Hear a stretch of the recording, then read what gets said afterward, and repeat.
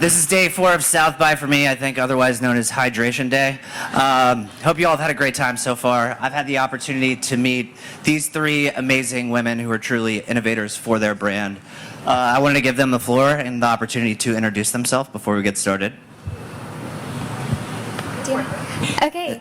Wait, I'm going to give this microphone, but just warning of this microphone, you have to talk very close and very loud. Got it.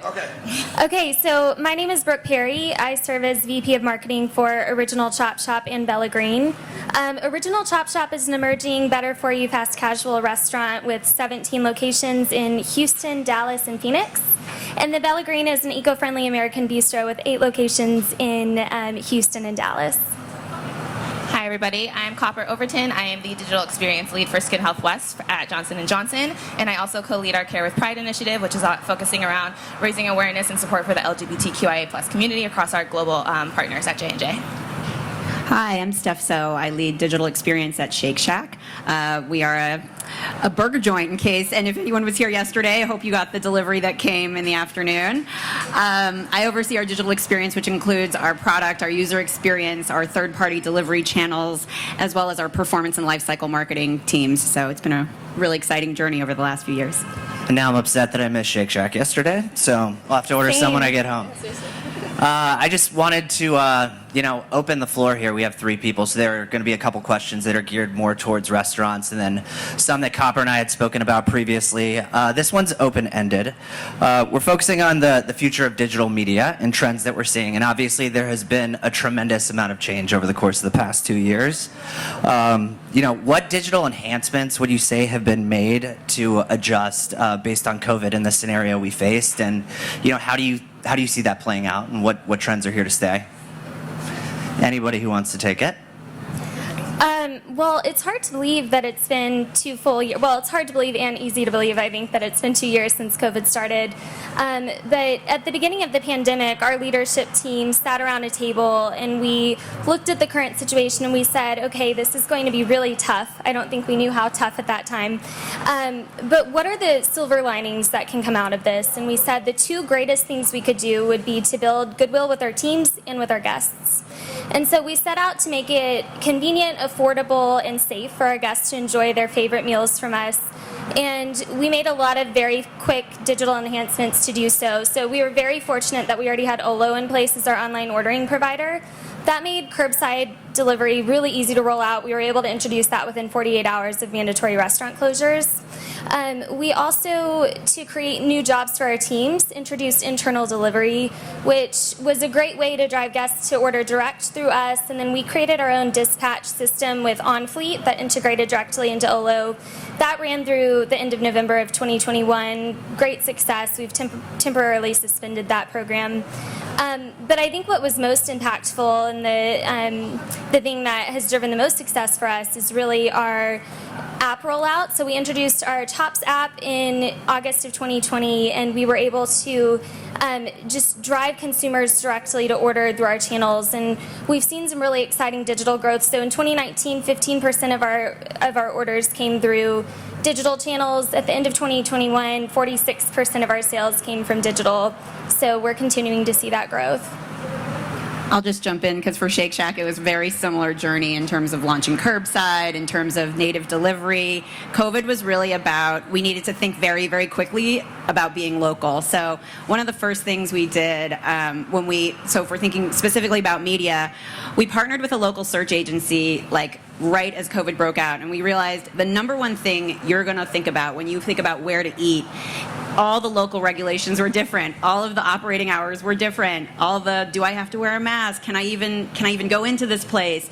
So we partnered with a local search agency, and all of our local listings were basically updated in real time. And this was our focus, that wherever you live, you should be able to type in Shake Shack and know with some certainty, okay, it is open. I'm not going to make that trip. And it was, that scary time where we were not really going to make a special trip out unless you knew for sure it was open, you could get what you needed.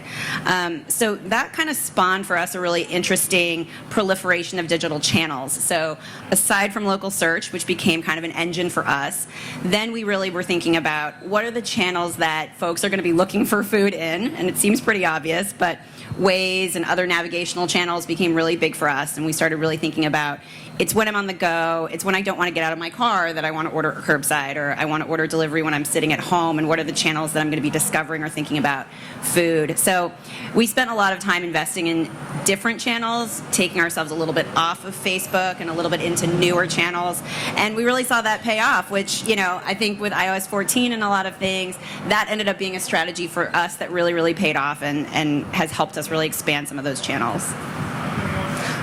Thank you. I think something that we spoke about that was interesting, that it kind of just bleeds into this question, but when we think about Postmates, now Ubereats, and brands who are third parties, how do you look at them as you adjust strategy? I know personally I'm guilty. I'm in like the top 5% of Postmates orders. I get notifications. So just curious how you work together and how you view that relationship. I'll take that, not to like my cog. We have an exclusive relationship with Ubereats, which we launched right at the top of the pandemic. So they are our exclusive last mile partner for our native delivery channels. So if you order through the Shack app or the Shack web, Ubereats does the last mile. We also added every partner as a third-party partner to us, which was helpful for volume. And we think of it as two very different headspaces. So I think you all have been in that Friday night mode where I'm definitely not cooking dinner tonight. I just, something needs to come to my door. And that to us is a very like third-party marketplace moment. I don't really know what I want. Now, if you're in my house, Friday night is Shake Shack night. And so I know we're getting Shake Shack. I have 3 boys who have high demands on that is Shake Shack night, don't mess with it. So we have a standing order. We pre-order it Friday mornings. It's in the Shake Shack app. I know for sure it's going to arrive at 6:30 when they're done with swim practice. And those kinds of predictable things. I'm going into the app. I'm going to a branded app because I know that's the food I want. So I think that's kind of the relationship. It's very cordial, very partnership driven with all of the third parties. But we know that there are guests, and I'm sure ChopShop experienced this too. You have the guests that are relying on you as a consistent brand. They know that they are going to you, and you should have native channels to serve that. Thank you. Kopper, this question is for you. I don't think we can talk about the future of media without focusing on TikTok and what it has done for Gen Z. And feel free to chime in, Steph and Brooke. But from our previous conversation, you mentioned that you've seen tremendous success with TikTok, and you actually monitor the Skin You channel for TikTok. Curious to hear how you measure the success there and how that works into your marketing mix. Sure. So I actually led the first launch of our J&J consumer brand, Neutrogena, on TikTok channel, which was a huge thing for us across J&J, if you can imagine. And thank you. One of the biggest ways that we wanted to come out with the launch was launching Skin You by Neutrogena, which was really built on empowering and educating our consumers around skin health, making sure they are able to achieve their best skin ever. How can we break down the barriers between you and whatever that is to get you to your skin needs? So really working closely with our HCP partners, healthcare professionals, our legal teams, our in-house dermatologists, and whatever the case may be, to how can we make dermatology accessible to everybody in a social media platform where all of our consumers are. Really defining, okay, we're trying to find a way to really resonate with Gen Z, and even though now TikTok is way broader than just Gen Z, how do we introduce ourselves to a new audience, really regain that relevancy, but also open it up to more people? How do we educate broader consumers around whatever their skincare needs are? And then by having these authentic conversations, we were really able to double down on our brand equity and say, we really want to inform you that you can do this. We want you to protect your skin. Whether you use our brand or not, here's the science that we are backed by to help you achieve your best skin ever. Thank you very much. Anything to add on the TikTok front? I think TikTok is definitely, as we think of the next wave of content creation for brands, it's a necessity, not just TikTok, but video content. We've been kind of in this stagnant content world for so long, and so such an important new introduction in the media mix. With that being said, it's very nuanced. Gen Zers can spot a millennial from 10 miles away, so whoever's running that for your brand, it's so important for them to be part of the audience of TikTok, understand the kind of the culture that's there that's so different from other channels, and it's such a real-time tool too, even more so than Instagram has been, because what's hot this week won't be next week. It'll be, by the time it reaches Instagram Reels, it's no longer relevant, and so being able to recognize trends and then act on them very quickly is important. Yeah, and just to continue that train of thought, you mentioned something that was interesting when we spoke previously about rather than making employees put their phone away during work, you actually empower them to create content for the brand when they're not busy. I think it's an interesting take on what people have done traditionally, and I'd love to hear how that's impacted employee morale. Yeah, so at Original ChopShop, we have a very special culture. The team is just really interactive with each other and with our guests, and we encourage them to be originally themselves. And what we found is most of our front of the house team is Gen Z, and we were really struggling with the phone use. And so finally, we just all kind of looked at each other and we said, why fight this? There is no fighting this. So our number one goal always is to take care of the guest, but when we're not helping a guest in the front of the house and when our other responsibilities have been completed, we actually encourage our team to pull their phones out and create content from their perspective, interacting with each other, interacting with the food. They take videos of TikTok dances and all kinds of crazy things, and then we encourage them to post it on their personal pages and tag us for a chance to be reshared on the ChopShop page. And so not only does this give us this arsenal of authentic content that really helps us to communicate what it's like to work at ChopShop, but also it encourages the friends of our team members to want to come apply because it helps our employer brand so much. And so we're kind of, killing two birds with one stone there, not to use a morbid reference. In creating that engagement that we're looking for. So it's done a great job of improving our culture even further and employee morale. Awesome. And don't worry, I don't know who made up all these old analogies. I find myself using them, and I don't know what sense they make either. I tried to think of something else. But Steph, this is for you. You mentioned the challenges that you had faced led to an increase in digital spend, trying new channels, and actually changes to the physical space. When you look at QSRs, I think a lot of brands are reliant on drive-through, and drive-throughs are pretty new for Shake Shack. You mentioned that a few of them are opening now. So do you want to speak about the changes and the testing that you've done and what that has led to? Yeah, so when we first started talking about the channels that we expanded into in a media way at the very beginning of COVID, we did a ton of testing and learning. So lots of little tests and spend, GroundTruth, little spend, like trying and seeing and basically seeing from an ROI perspective, like what are we getting from all these new channels? And interestingly, we were able to scale a lot of those programs. So Shake Shack spends today probably 4 times what our digital media was at the top of the pandemic, which is really exciting to be growing those channels at a time where we were frankly very pressured as a business. And I think a lot of that was testing with new partners who were able to show us incrementality, who were able to show us ROI. But what that led to, I really resonated with what Brooke was saying about being able to retain a digital guest. Now that our Shacks are opening again, we've been able to retain about 40% of our traffic as digital and originating in digital. So then that led to the need to change a little bit of our physical space. So we used to be a restaurant that was very much about the in-Shack experience. Come in, stand in a very long line at Madison Square Park, and wait till your moment to order. And guests aren't really doing that anymore, so we've really thought about that pickup experience has to be awesome, because you're paying more for a burger that, you could get many other burgers, and the beef won't be as good. But, we've spent a lot of time thinking about our shelving, where that shelving is, separating some of our delivery couriers from where the guest is picking up so that the guest can have a really easy, seamless experience, and the couriers can have one that's really convenient so they don't have to lock their bike, and they can be really accessible. So we've changed our space. We have windows in a lot of Shacks. We have drive-up windows, walk-up windows. We wherever we possibly can, we actually have a window for couriers, so they have their own entrance that they can go pick up, because that channel has become so big. And then, like Rory said, we've launched 4 drive-throughs now, which has been a really fun experience for us. Danny Meyer said we were never going to do a drive-through. He's like, there's just no way that Shake Shack, with the time that we take to make our food to order, that we could ever serve that model. So we never looked at them. From a real estate perspective, we're like, those are not for us. It's been very exciting to see us make some tweaks to our model, but stay very true to fresh food, fresh ingredients, made to order in a drive-through format. Katie, who's here, and I both traveled to Minneapolis for our very first opening of a drive-thru in Maple Grove. It was -3 degrees the day that we were there. I wore more clothes that day than I ever have in my entire life. But it was something really thrilling to see a line of like 30 cars patiently waiting to go through the first Shake Shack drive-through.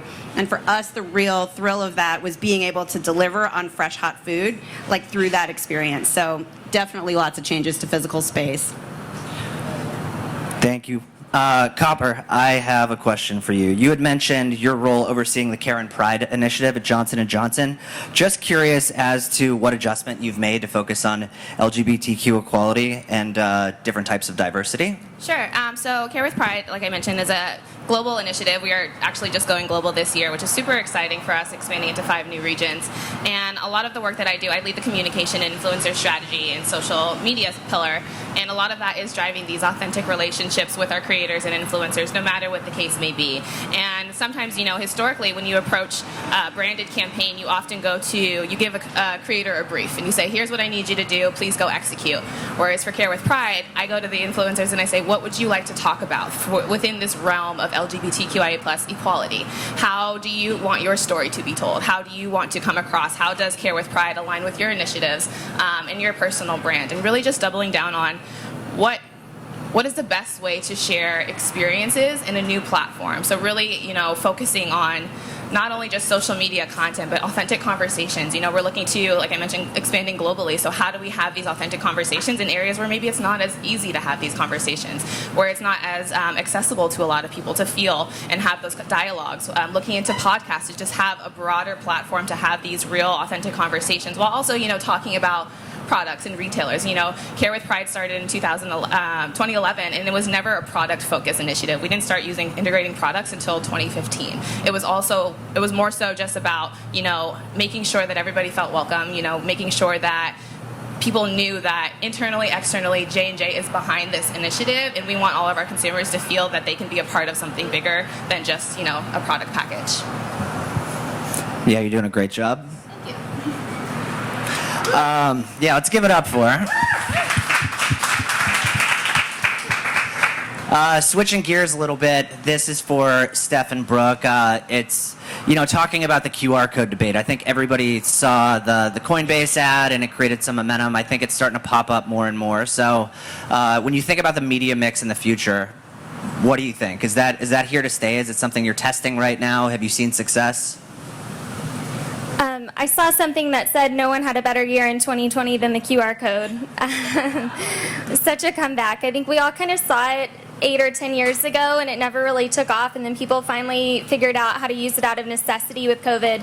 For us, it's been an awesome way to have a digital call to action for our guests inside the store. So whether I'm showing them a menu or, more importantly, trying to drive them to download our app, encouraging them to enter a sweepstakes, asking for information for catering, prospecting, whatever it is, I'm able to directly drive them to that call to action immediately in the shop, rather than hoping they remember it later or asking them to type something into their phones, which is just such a big ask. So in my opinion, I think it's here to stay. I guess we'll see. So to be radically transparent, I think, yes, big year for the QR code. I think it doesn't hit for Shake Shack what we really want in the in-Shack dining experience. So I don't know how many of you have now been to a restaurant and had a paper menu given back to you and you're like, oh my God, I don't have to do this, in order to see. So I do think that there are pieces of the experience that, especially from our experience, the QR code takes away. So when we think about digital for us, we have 3 pillars that has to hit. So the number one is enlightened hospitality, which was always Danny Meyer's philosophy with restaurants.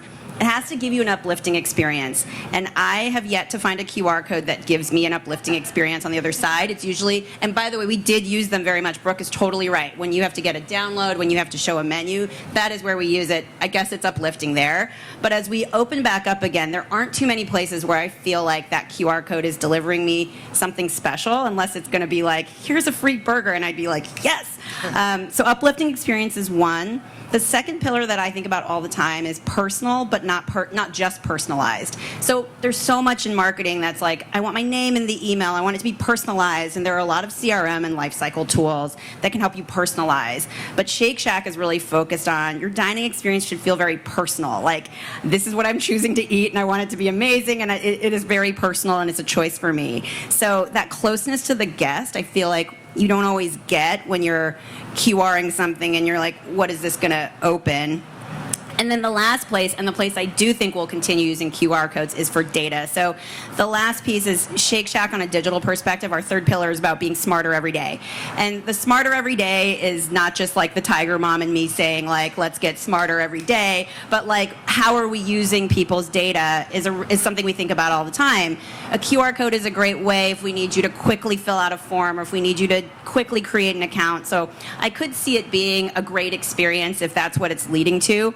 But we've been really focused on not creating channels or side sites and pop-ups just through a QR code. It's been a very concerted decision. So I don't know, kind of a radical thought there where I think a lot of folks are using QRs in lots of different ways, and I think we're going to continue to just be pretty limited in where we deploy the tool. It'll be interesting to see how this shakes out. I think it's all the rage, and who knows, Pun there's always a hot new appreciated. thing. It took me a second. Now I get my own joke. All right, cool. Kopper, you mentioned something interesting, and I think I learned this from when I entered the media world. It used to be you had your clients, it was very constantly changing. You have so many different channels to test. Content continues to evolve. And you mentioned that you're making a lot of optimizations on the fly, and feel free to chime in, Steph and Brooke, as well. But just curious on any challenges that's created, and what benefits you've seen from it. Yeah, absolutely. And I think, as you're learning, you always run into challenges, no matter what that is. But I think something that our team is really doing and working closely with our brand teams is, one, defining that goal in the upfront, seeing what we're trying to learn, and really putting together these frameworks to help us gain more insights to launch the next campaign. So it's not a matter of just saying, okay, for this category, this worked well, so let's replicate it over on this other category. Makeup doesn't always function the same way acne does, so it doesn't function the same way as your facial moisturizing treatment. So really taking a step back and saying, how can we successfully define those KPIs to help us learn more about this category while achieving our internal goals that the brand has defined alongside with us, and then really seeing, okay, if it works, then how do we execute this again? Or if it didn't work, what do we need to shift and change? And really working closely with our data team and getting those insights as we go to help us update copy or update content. We have an in-house content studio now, which is super exciting to be able to make those on-the-fly adjustments if we needed to do something like that. And I think that it's not just. There were days where you can literally just, like I said, copy and paste the same brief and execute it across all categories. But it's about learning more about what your consumer is really looking for in that category, and how can you tailor a campaign to ensure that, one, you're getting data, you're learning more, but also you're giving the consumers what they need. Anything to add, or are we good on that one? She said it all for me. All right, great. What has been the biggest disruptor in terms of media plans? Obviously, unprecedented challenges, and I think we're living in a world now where it's like, can we catch a break? It's COVID, it's war, but then it's just transportation, remote lifestyle, inability to travel and have FaceTime, which, thank goodness we're here. It's just so nice to see people in person, and it's been so refreshing. How do you feel like you've adapted to those challenges? I think the iOS 14 change was a really big disruptor when it comes to anyone who's spending money and trying to allocate media. It's really a challenge, and I think it took us a solid few months of really understanding that change and then re-evaluating the media mix in order to honestly spend a little bit away from that and also rebuild some of those audiences, understanding how do I rebuild my audience when I'm not getting that data due to the change. And I think privacy is going to continue to be one of the biggest challenges for a digital marketer. It's totally fair. Every consumer needs to be able to protect their identities and whatever they would like online. But I also think it's such a big part of how you reach your guests. So ultimately, we need to make it feel comfortable that you can give us enough information and you know exactly what we're going to do with it. It's interesting because we get a lot of requests for I wish you would just default to the Shack that I'm closest to. And I'm like, well, that location preferences thing that you've turned off is the thing that would give me that information in order to more accurately serve you. So I think there's a lot of communication that the brand has to do to say, this is exactly how we're going to use this data. It is always to better serve you. It's never for us to do creepy stuff on the back end. And it's also, we have to earn that trust. I think there are brands, and the ones up here hopefully represent that will never do shady things with your data. But there are and have been brands that do. So that becomes, I think, one of the biggest challenges as a digital marketer, and makes it harder and harder for digital marketers to prove the value of what we're doing, because a lot of the data then becomes masked and it's harder for us to show incrementality. So that ends up being a really big hurdle. I think it started with iOS 14. It's probably going to continue with a lot of other channels. Open-ended question. Are there any other companies, publications, etc., that you look to when you look at digital innovation as inspiration? Like what Sephora and Warby Parker have been able to do from an augmented reality and bringing that experience in the hands of the consumer. I think that's something that is not always accessible, or something that is really truly customized towards a consumer, and seeing what they've been able to achieve to maybe have an experience that you would normally have in store, but you're doing it in the palm of your hand, or you're at a desktop, or figuring out how do these products align with me physically, rather than just getting served an ad and shopping. I think that that's really exciting for me to see, especially in the world of makeup and AR. I think it's really fascinating. Is anybody dabbling in the metaverse yet? Next question. Does anybody in the audience have any questions? I'm not even sure where we're at on time here, but we're getting through the scripted ones pretty quick. Yes, sir. So on the metaverse front, so I've been here for 4 days, and I'm going to go home, and my wife is going to ask me, so what's the elevator speech on the metaverse and digital 3.0? So could you help me, with what I should say? I honestly feel like the person who's most equipped to answer this question is my 11-year-old son. So I'll be very candid that I think it's so interesting what's happening. His entire world is online, and I'm trying to make sure it's in a healthy way as a parent, but it's so interesting because his social life, his school, his games, his source of all information. He's like, Mom, I saw you guys are doing display. I'm like, we are? Where'd you find my display ad? It's just so interesting to see, his entire just full 360 existence is in the metaverse, and he's having a full immersion. I think that how brands show up there is going to be the biggest question, and that's what the last 4 days has taught me. Everyone's trying to figure out how our brands should play there.